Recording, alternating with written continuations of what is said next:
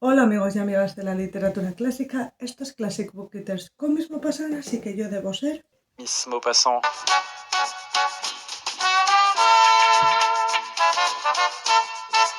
nuevo capítulo. ¿Qué os traigo hoy? Pues os traigo 5 autores que en su momento fueron bestsellers de lo más conocido de su época y ahora mismo están relegadísimos al olvido. Tú quédate porque esto te interesa. Vamos a descubrir autores porque va a ser un vídeo muy interesante. Esto es un vídeo que yo vi en un canal de YouTube y he copiado descaradamente.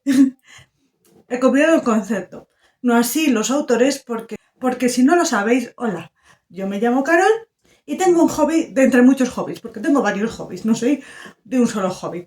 Tengo 3, ¿vale? Tampoco me las voy a dar aquí ahora. Y este es escarbar en el fondo del cajón de los autores para descubrir qué nos depara la literatura clásica fuera de lo más común.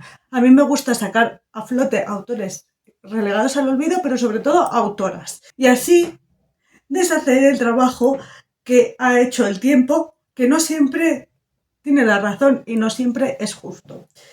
Hoy os traigo 5 autores que ya he leído. Lo principal de este primer vídeo, teniendo esa posibilidad, era que yo conociese a los autores. Y tengo por lo menos autores bestsellers en su época para un par de vídeos más, por si os interesa. Si esto funciona bien, seguimos adelante con todo. Por lo que nos vamos con autores que en su día vendieron mucho y ahora solo le conocen 2, descendientes ambos. El orden es bastante aleatorio, he ido según me apetece porque sabéis que yo escribo los guiones en modo trance, así. Yo siempre pongo el símil de que vomito palabras. El orden siempre es según me iba acordando. El primero de los autores que vamos a visitar es Paul Féval. Vamos a visitar a 2 autores de folletín puro y duro, lo que es el folletón, en esta lista. En este caso, el primero es Paul Féval.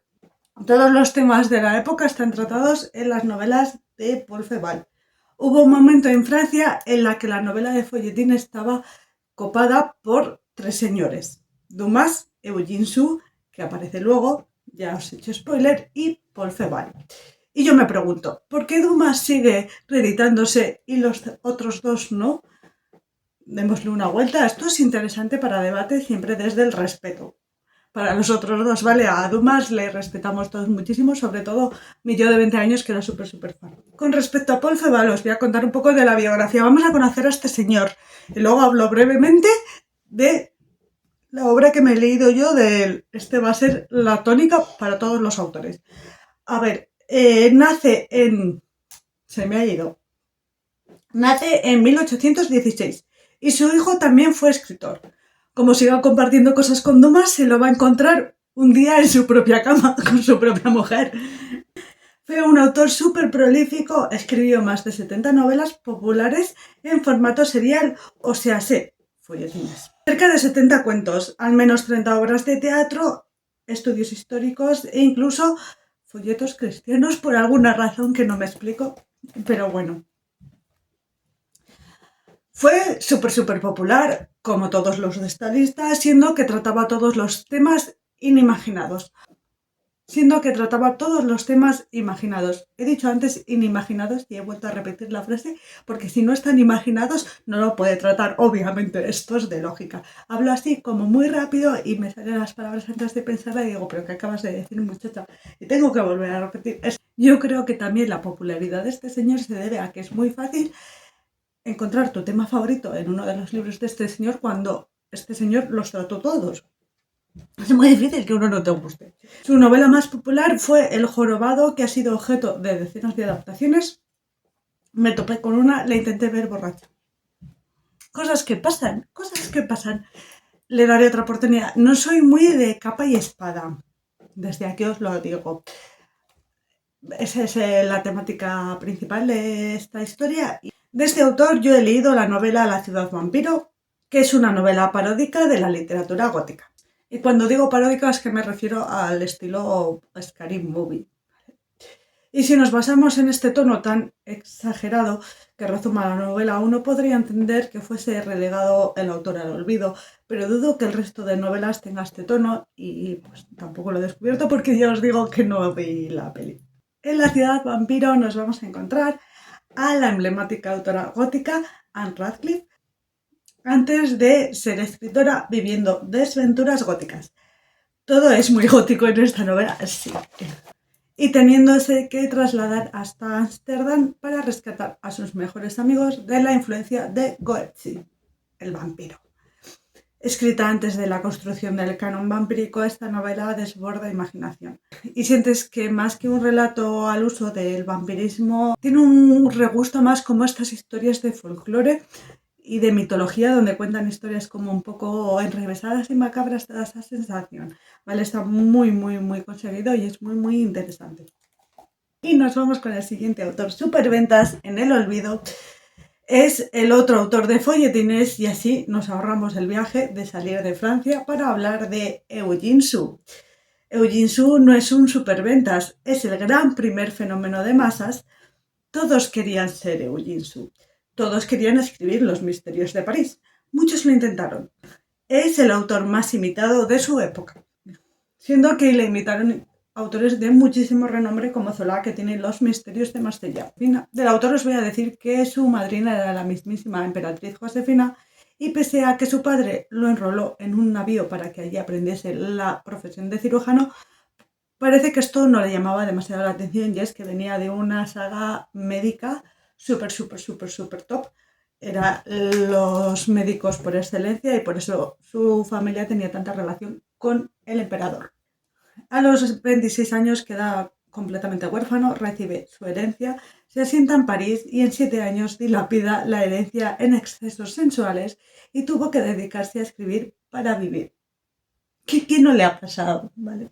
Ya os he dicho que no era una herencia flojita de 2.000 francos, que era una señora herencia y que venía de una familia muy bien asentada. Aquí entre medias, es que se me ha olvidado, y estoy ahora mismo, os lo voy a enseñar aquí de un momento. Bueno, le tengo parado porque le empecé y como no me estaba enganchando mucho, hace mucho calor, estoy un poquito espesa, le he dado pausa para leerme uno de misterio de Agatha Christie, pero estoy ya con el segundo gran bestseller de este señor, que es El judío errante de Eugene Sue, que no es el que vamos a hablar porque este no me lo he leído, y me ha recordado cositas que no había apuntado aquí en la biografía y que salen entre medias, que es el caso de que tuvo como una experiencia casi religiosa, como la canción, en la que se hizo socialista, que un amigo suyo le llevó a conocer un trabajador y la forma en la que se expresaba este señor le hizo levantarse y exclamar «soy socialista», algo así como súper raro, y puede que se deba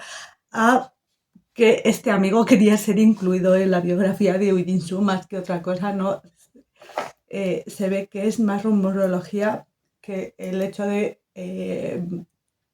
haber estado hablando con un trabajador, que este trabajador sea muy buen orador y que esto te haga socialista, porque ya os digo que venía de una familia Eugene Sue muy pudiente y como que desentona con la temática tan socialista de sus novelas.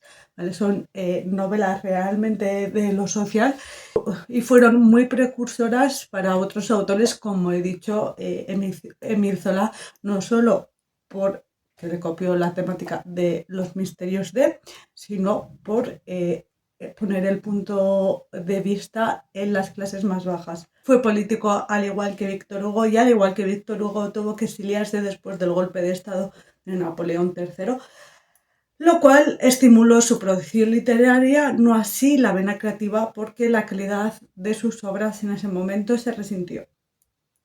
Eugene Sue fue el hombre del momento, todos querían ser Eugene Sue, siendo que su novela fue una de las más copiadas. Incluso el autor anterior tiene Los misterios de Londres, Wolfeval. Sí, eso pasó.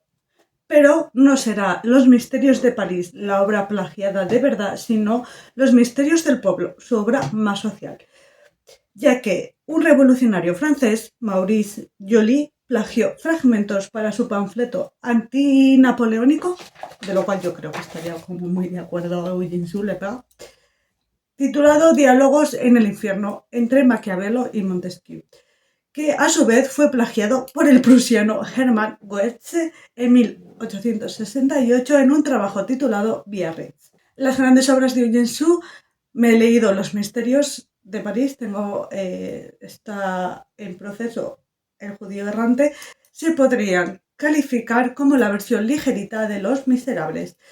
Mucho enredo, mucho giro de guión, mucha hija desaparecida con mucha crítica social, bastante maniquea en ambos casos, ¿no? También vais a notar que para Dumas influyó muchísimo la obra de Eugene Sue, que dices, uy, esto huele mucho, pero muchísimo a Dumas, y miras y es antes la de Eugene Sue y dices, todo el mundo quería ser Eugene Sue, no les culpamos, porque al final pues te aseguras el éxito. Si no he apuntado, ni siquiera he dejado un hueco para decir, cuenta cosas de los misterios de París. ¿De qué van los misterios de París? Así, ahora, en un momento. Tenemos a nuestro protagonista, Rodolfo, que es un poquito el arquetipo de héroe, siendo un poquito como un justiciero, ayudando a los pobres. Es bastante Jean Valjean, pero desde la perspectiva del misterio. No si bien en Los Miserables sabemos en todo momento cuál es el trasfondo de Jean Valjean, en el de Rodolfo no, y es que guarda un secreto en su pasado, secreto que pues nos va a ir desvelando según avanza la novela. Esta novela es más bien la mezcla entre Los Tres Mosqueteros de Dumas, por ejemplo, y Los Miserables, porque tiene como más tono de folletín, más misterio, más enredos, y eso que Las Miserables tiene enredos, pero esto tiene muchísimo más. Lo que se dedica aquí el amigo Rodolfo es ayudar a la gente de las clases bajas a mejorar su posición. Toda la novela va de misterios, los misterios de París, toda la novela va de misterios, de cómo Rodolfo va ayudando a personas, cómo a los buenos le empiezan a pasar cosas buenas y a los malos les pasan cosas muy malas. Es muy exagerado, es muy telenovelero. Si os gustan las novelas que enganchen mucho, mucho, mucho, es para vosotros, sobre todo para verano. Por eso me empezó yo con El Judío Errante, pero le está costando coger el ritmo, ¿vale? Nos vamos con la It Girl de su época, aquella que venía a continuar con la tradición literaria de su país, estaba todo en sus hombros, Nadeza Tefil. Esta autora era tan popular que había perfumes y bombones que llevaban su nombre. En el 300 aniversario de la familia Romanov se le pidió a Nicolás que eligiese un autor ruso actual y él eligió a Teffi, siempre a Teffi. Y curiosamente también era uno de los autores favoritos de Lenin. Qué cosas más raras, ¿verdad? Su escritura se caracteriza por ser una contraposición entre lo serio y lo satírico con fuertes raíces en el folclore nacional. Su éxito sobre todo se debe a la crítica social desde un tono humorístico impropio para ser una mujer. He encontrado esas palabras exactas en internet y yo, ¿what? He apuntado, no aparece mucha más información, pero esto era como cuando yo pedía algo a mi madre del supermercado, llegaba, se la había olvidado claramente y me decía, no lo había.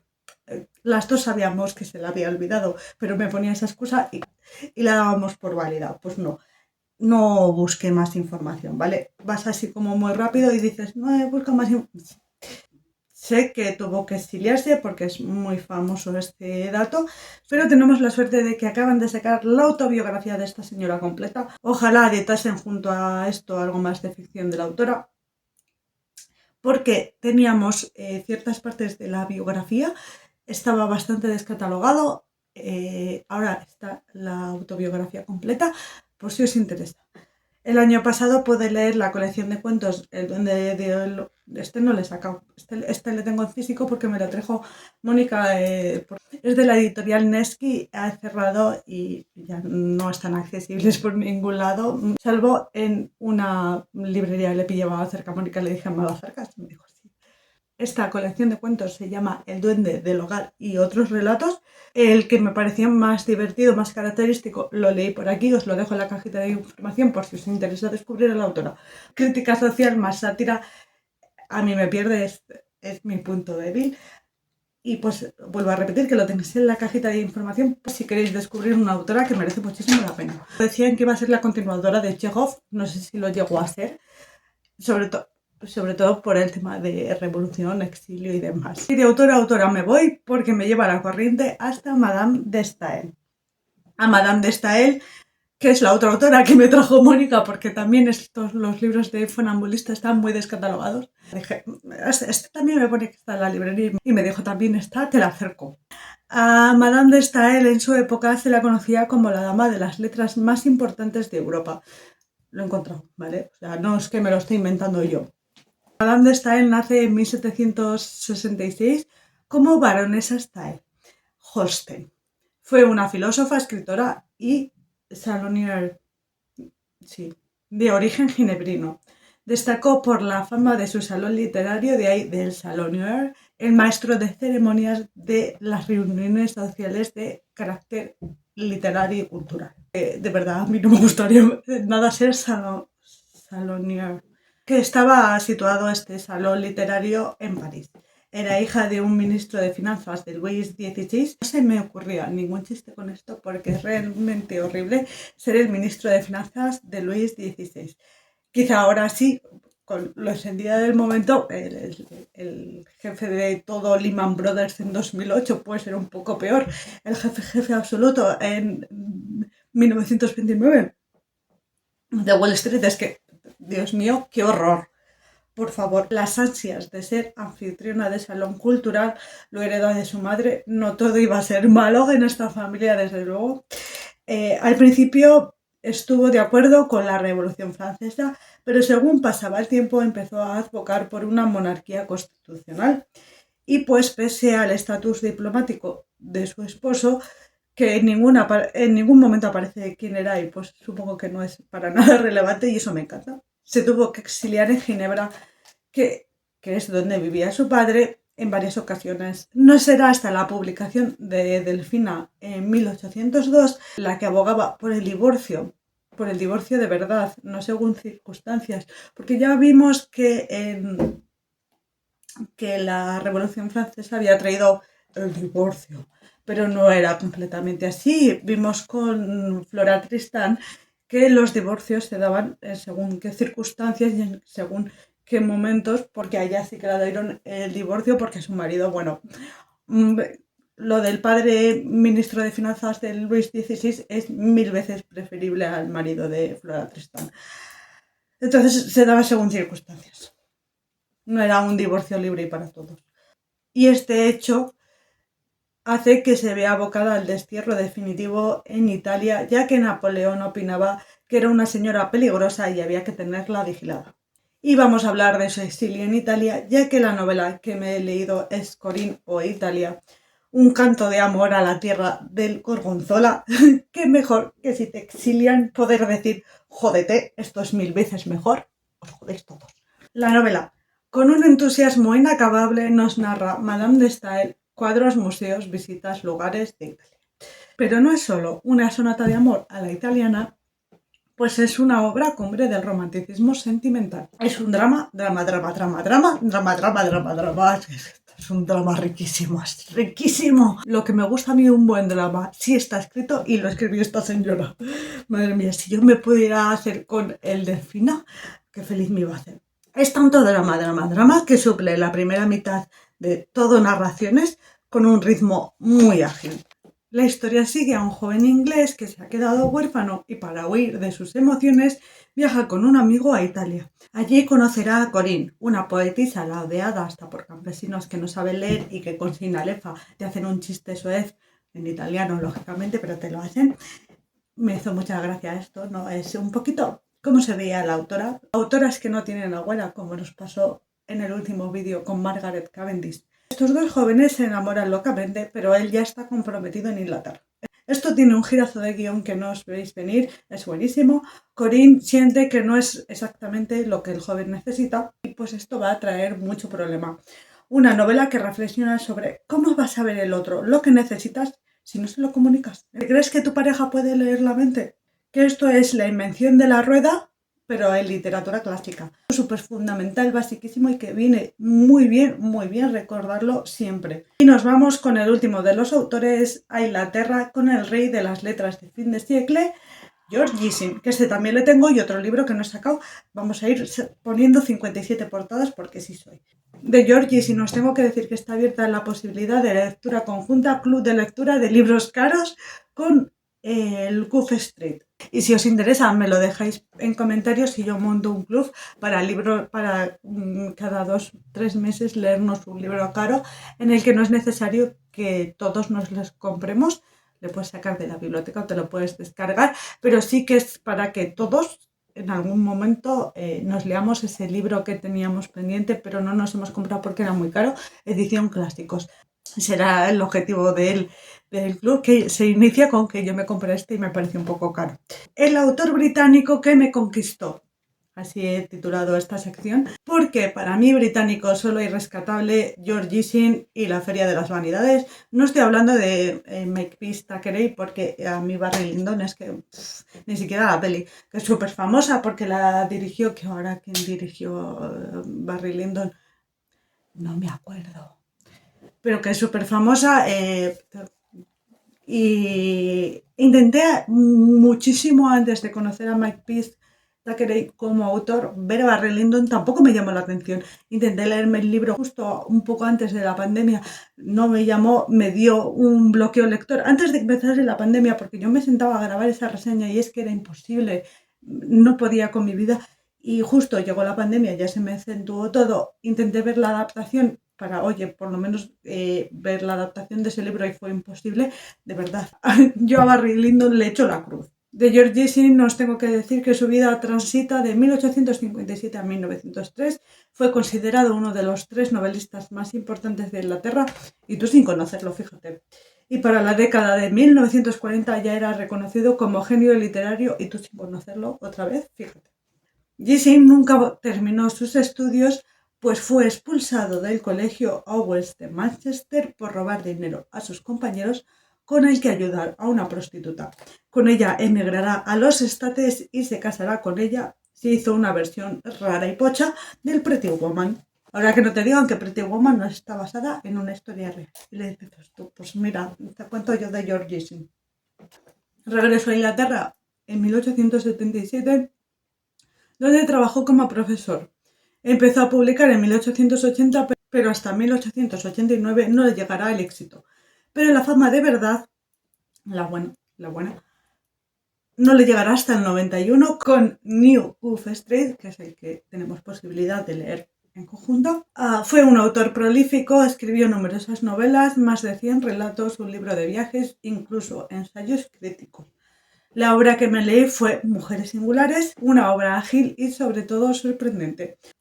Resulta que para el fin de siglo en Inglaterra había más cantidad de mujeres que de hombres, por lo que no todas iban a conseguir un marido, volviéndose las incels de celibato involuntario del siglo XIX. De forma ingeniosa nos contrapone 2 grupos de mujeres en 2 versiones diferentes. Por un lado tenemos a Radha Nun, una joven ya en los 30, que lleva una academia para enseñar un oficio y valores de independencia a jovencitas, un oficio con el que ganarse la vida y no tener que estar esperando a que les llegue un marido, ¿vale? Porque no les va a llegar a todas. Y que le llega el amor cuando ya no lo espera, versus Mónica, que al ver lo amargadas que están sus hermanas por no haberse casado, ahora vamos con ellas, se casa con el primero que se lo pide. Y por el otro lado tenemos a las solteronas, hermanas mayores de Mónica, amargadas, versus las solteronas con formación, la formación que les da Radha Nun, que se ganan la vida por sí mismas de forma voluntaria más que involuntaria, ¿vale? Porque las otras dos, las hermanas amargadas, una sí se gana la vida de forma, vamos a llamarla involuntaria, porque realmente lo que quería era casarse y formar una familia y no cuidar a la familia de otro. Y vamos a ver cómo la actitud con la que enfrentas las cosas importa mucho en ambos casos. Es una novela muy recomendable, y la primera vez que me topo con el alcoholismo femenino, que esto es chapo, está muy bien tratado, me fascinó, y es una novela imprescindible, de un autor imprescindible. Y junto a mí, de los que más me duelen, de verdad, de los que más me duelen es este señor, porque es buenísimo.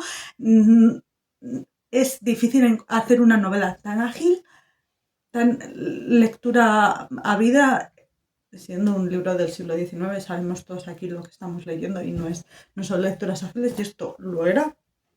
Y el de Madame de Staël, porque es una novela de los que más me duelen. ¿Cuál de estos autores te has leído? Déjamelo en los comentarios. Si tienes sugerencias para próximos vídeos, también déjamelo. Y yo aquí me despido.